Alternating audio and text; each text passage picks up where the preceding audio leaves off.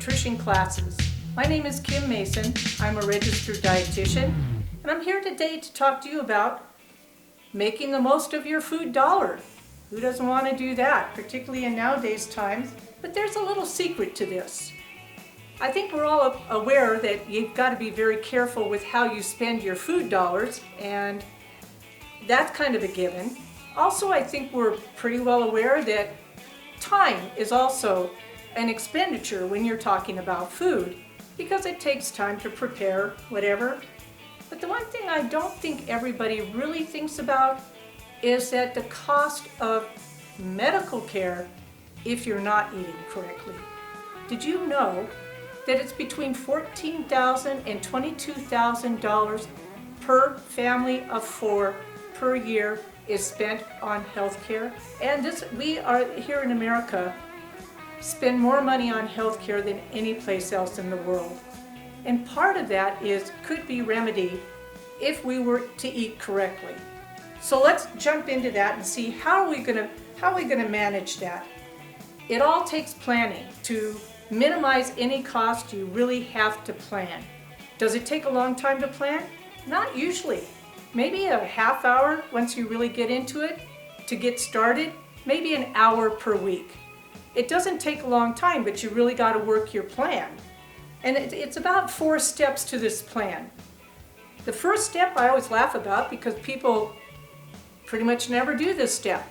And that is to go into your freezer, your refrigerator, your pantry, your box, wherever you keep food, and see what you have. So many people don't do that, and they're always surprised at what they find on the shelf. A lot of things you'll find, things like beans, and people will oftentimes get these, use part of it, and not the whole bag.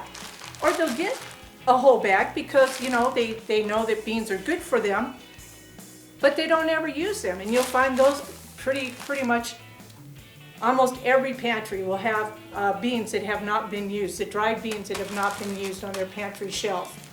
Sometimes it's things like cut oats, sardines, right? Salmon, maybe. These are just things you'll find in the very, very back of pantries, and almost always peanut butter. So just start there and think about what you already have on your shelf. The next step is going to be sit down and make a menu.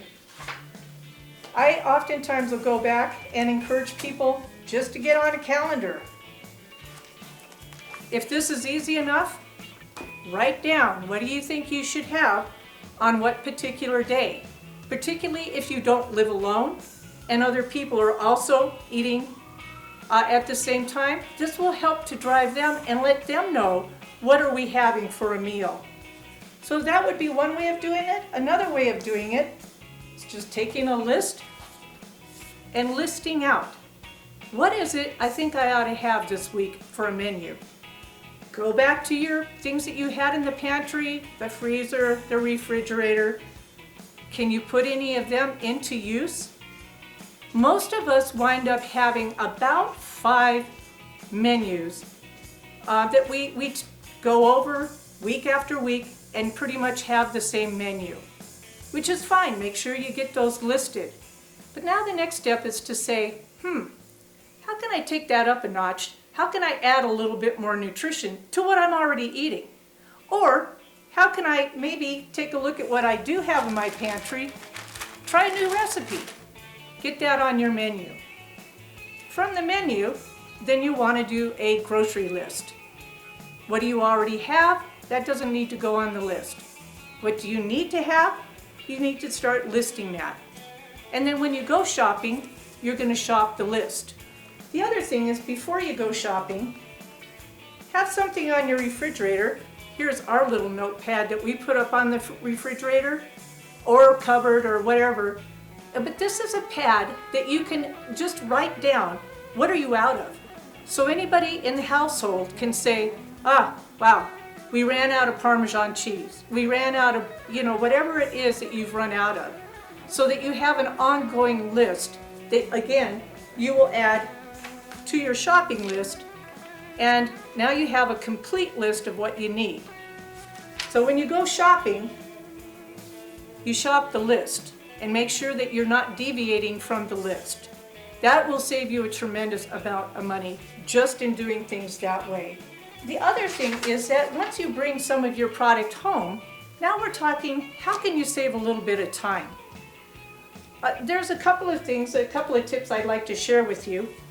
Number one, if you're going to be cutting something for a recipe, in this case, there are three things that usually go together in most of your recipes for casseroles or stews or soups would be your onion, your carrot, and your celery. And let's say you're going to cut this up for a particular meal.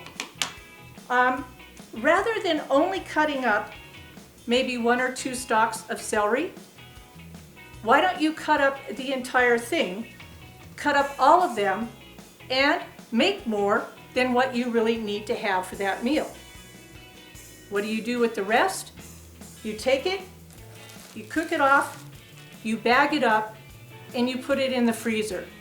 Now the next time that I need this blend of vegetables, which is in pretty much most of your dishes, you know you have a source of this right in your freezer. You go and you take what you need, and this saves you a tremendous amount of time. You already have the items out, you already have your knife out, your cutting boards out, you're ready to go. It takes just a couple of more minutes to cut more than you need rather than just the amount that you need. And then package them into something you can take for freeze for later. The other thing is, what you may want to do is when you're getting any kind of a roast, or let's say you take a turkey roast, rather than just planning it for the one meal, get your menu plan back out. Think of that roast as being something that you could have maybe twice, 3 times, maybe even up to 5 times. But make sure that you get that planned. So if the first time you have a roast, maybe the next time you have turkey cut up into a turkey and noodle dish. Maybe the next time it's a pulled turkey and you put it onto a whole grain roll for a turkey sandwich. Think of those kind of things as you're getting your pieces of meat. One dish that I thought would be fun to share with you is one that actually does use peanut butter. If you're on the commodities program, I know that a lot of times you get peanut butter and it's really a great product, tastes great. Normally you only put it on bread. I'm going to show you a different way of making peanut butter and putting it together as a meal, starting with some noodles. These are spaghetti noodles. And this is going to be an Asian peanut butter sauce noodle dish. So that you have the noodles, you add in cabbage, a little bit of carrot,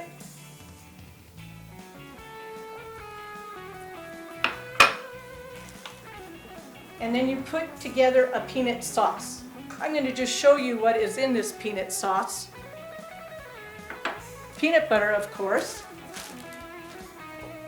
some low sodium soy sauce, and a little bit of water, about 1/3 cup. All that gets mixed together in microwave so it's nice and hot. And then we just pour it over the noodles.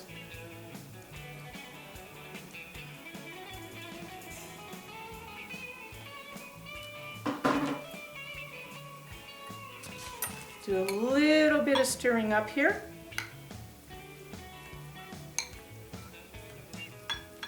Get down to the bottom.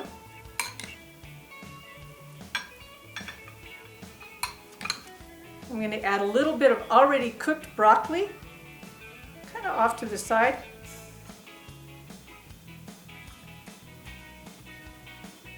And top it with some peanuts.